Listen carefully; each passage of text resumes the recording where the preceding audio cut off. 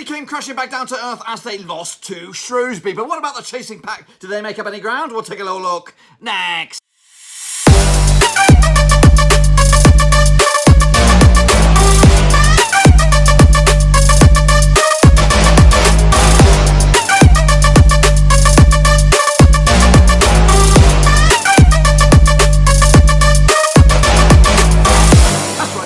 With another picture show today, we take a look at matchday number 18 out in League One, and we'll get to that in just 1 second. If you're new to the channel, smash your subscribe button to keep you bang up to date with all things League One related, Blackpool Rovers related. Woo, football, we got it all here under one Rooski. I'm absolutely in the attic, so again, if things are a little bit hinky, I haven't got really much stats, I don't think I've got the bookies odds, it is bare bones at the moment because I haven't got my VPN, I haven't got my computer, it's just basic stuff at the moment, so we're going to have to stick with it. Of course, I want a big shout out to the patrons who are sticking by me, even though it is a bit rough badger's arse at the moment, but we'll get through, will you get your picks in, we'll keep on trucking. Anyway, let's jump at the deep end, of course. In fact, if you want to become the latest member of the Patreon gang, check out the link down below, patreon.com/Roverseas. Of course, let's get into it, of course, taking a look at the next round of matches. We've got, well, they've got these ones, we've got straight into it. Blackpool against Oxford, ended up as a 0-0 bloody draw. Actually went with a 2-1 win for myself. No goal scorers to talk about, but big result maybe for Oxford to start climbing the table. Meanwhile, Bristol Rovers against Plymouth ended up as a 3-0 win for Bristol Rovers. Big result, that bad boy. Goal scorers on the day back on Saturday, of course. Alfie Kudjour on it, Luke McCormack and Zane Westbrook on the score sheet for Bristol Rovers as they got themselves their valuable win at the foot of the table. Meanwhile, Charlton got back to winning ways with a comfortable win over Wimbledon. 5-2 winners for Charlton. Of course, they've got promotion aspirations this season. With Connor Washington on the score sheet, Jake Foster, Caskey, Jonathan Williams, Chuck Sonike and Ben Purrington as well. 5 different scores on that one. Joe Piggott, Daniel Kuska on score sheet for Wimbledon as they lost. I went with 3-1 win, not too bad though. Crewe got back to winning ways with a 2-1 win over Northampton. Actually went with a 0-0 draw on that one. Good result for Crewe. Of course, these two seasons promoted last time out. Ricky Holmes on the score sheet for Northampton.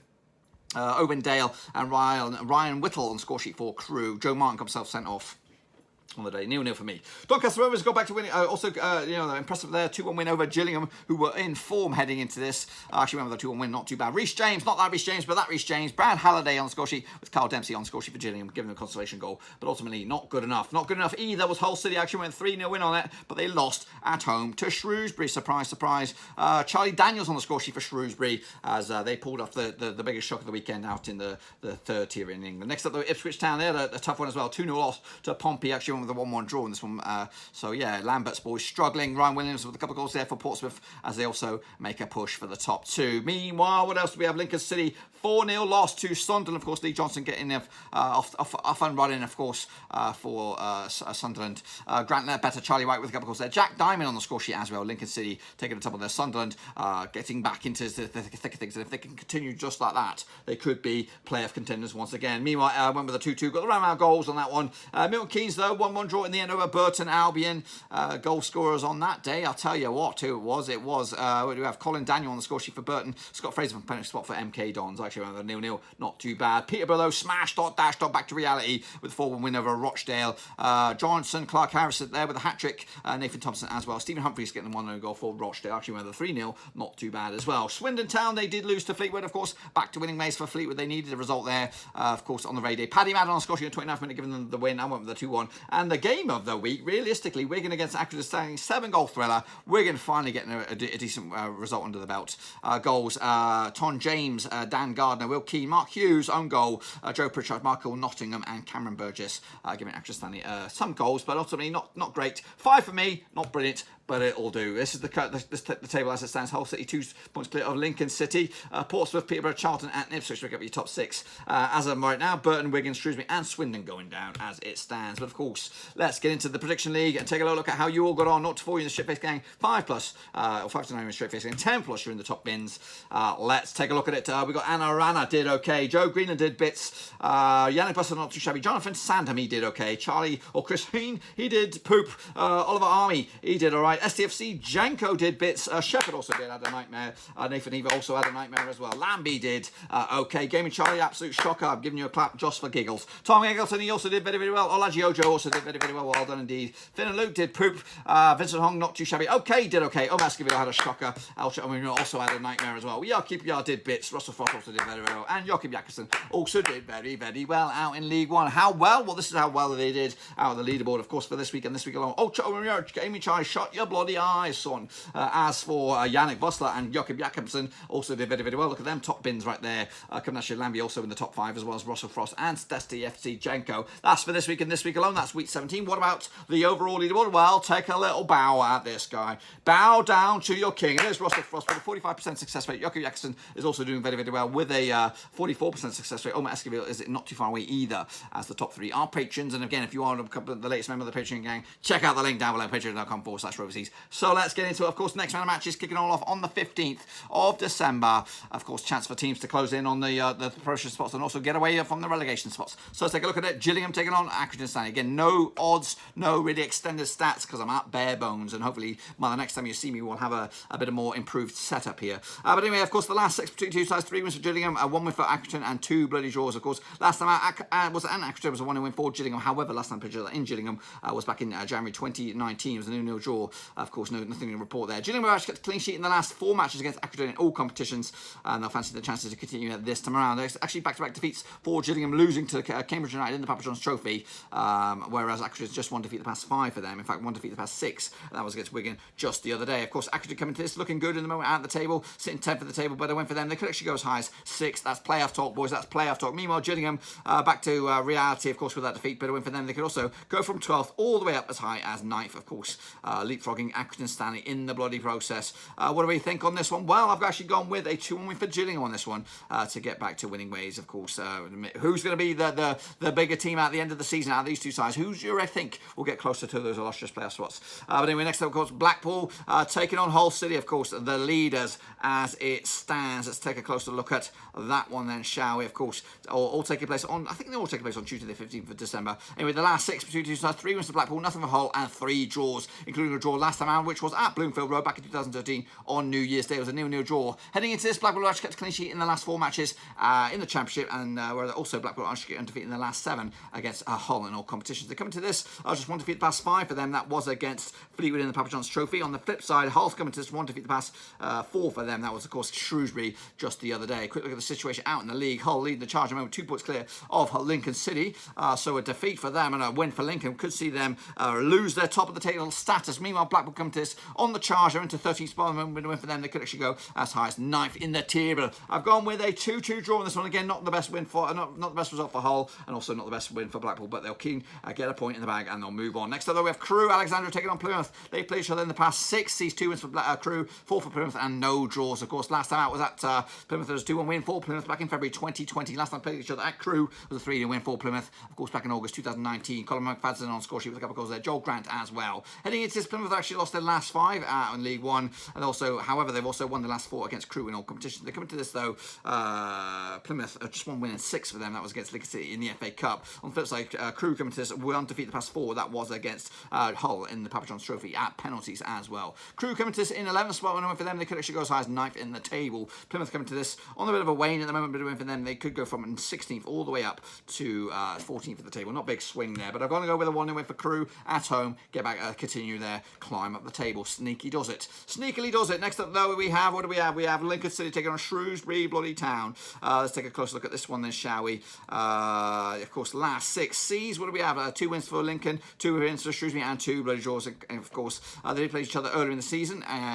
In fact, just the other day, in the Papa John's Trophy, it was a 4-1 win for Lincoln City in Shrewsbury. Last time they played each other in Lincoln was a 0-0 draw back in League One. Of course, 18th of October 2019. There was a red card back in the day, and it was Kean Bolger on the score getting himself carded in the last 10 minutes. Heading into this, though, Lincoln City are just 1 defeat the past 4 for them, 2 defeats the past 6, losing to Plymouth in the FA Cup and losing to Sunderland quite heavily just the other day. Whereas Shrewsbury come to this, 1 defeat the past 6 for them. That was also losing to Lincoln City. Of course, heading into this, what do we have on this one? Lincoln City coming to the 2nd on the table, and a win for them and a defeat for Hull. They could go top of the table. Whereas Shrewsbury coming to this, where are they in the table? Actually, in the relegation spots, they're 22 spots, but a win for them. They could actually go as high as 19th of the table, and that would be out of the drop zone. alone. I don't see it happening though. I'm going to go with a Lincoln City win, 2-0 win in the bloody end. Next up though we have Sunderland taking on AFC Wimbledon, of course. Big result for Sunderland just the other day against Lincoln. The last 3 against Wimbledon, it's been 3 wins on the spin for them, including a win last time around at August in the Stadium of Light. It was a 3-1 win. Chris Maguire with a hat-trick. Kwesi Appiah on the score sheet for Wimbledon last time around. Sunderland have actually won their last 3 against Wimbledon, whereas Wimbledon have actually scored at least 2 goals in the last 3 matches, of course. Heading into this, 3 wins the past 6 for Wimbledon, 3 defeats as well, whereas Sunderland just 1 defeat the past 6. That was against Wigan a couple of games back, of course. Who loses to bloody Wigan? Actually, Stanley do. Anyway, heading into Sunderland coming to this in 8th, and win for them, they could actually go as high as 5th in the table, whereas Wimbledon coming to this in 14th spot, and win for them, they could actually go as high as 11th in the table. I'm going to go with another win, another big one for Sunderland, back at the Stadium Light, and maybe, just maybe, good times are around the corner for Johnson and co. Next up, we have Wigan. They're going to be taking on Rochdale, of course, in a bit of a struggling one, this one. Of course, Wigan, big win against Accrington Stanley the other day. They played each other in the past, in the last 6 games. 4 wins for Wigan, 2 for Rochdale, and no draws, of course. Last time out was at Scotland. It's up here, lads. It's bloody up here. It's a 4-1 win for Wigan back in 2018. Last time at the DW, there was a 1-0 win for Wigan back in February 2018. Michael Jacobs on the score sheet last time around.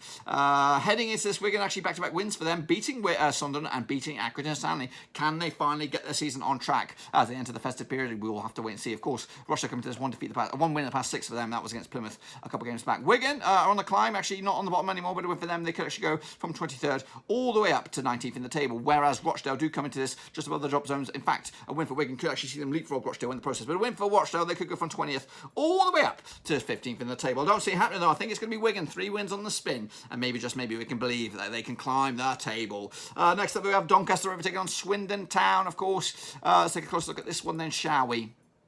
Of course, Doncaster got playoff aspirations. Swindon just want to stay in the league. The last 6 seasons, 2 wins apiece and 2 draws, of course, including a draw last time out at the Keep Moat. It's up here, lads, back in September 2015. Kishi Anderson and Andy Williams on the score sheet for Doncaster, Nicky Arjose and Jonathan Abike on the score sheet for Swindon. Heading into this, Swindon have actually conceded at least 2 goals in 7 of the last 8 away matches. They've also lost their last 3. Doncaster actually undefeated in 11 of the last 12, heading into this home matches, of course. Just 1 win, 1 defeat the past 6 for Doncaster was against Hull on the road, whereas 1 win in the past 5 for Swindon. That was against Oxford back end of November. Quick look at the situation out in the league. Doncaster are on the climb. They're in 7th spot. And a win for them, they could go in the top 5, boys and girls. That's right. Whereas Swindon comes in the relegation spots, but a win for them, they could actually go as high as 15th in the table. I think Doncaster will nick this one at the Keep Moat with a 2-0 win in the bloody end. Next up, we have Charlton up against Bristol Rovers. Let's take a closer look at this one then, shall we? Charlton against Bristol Rovers.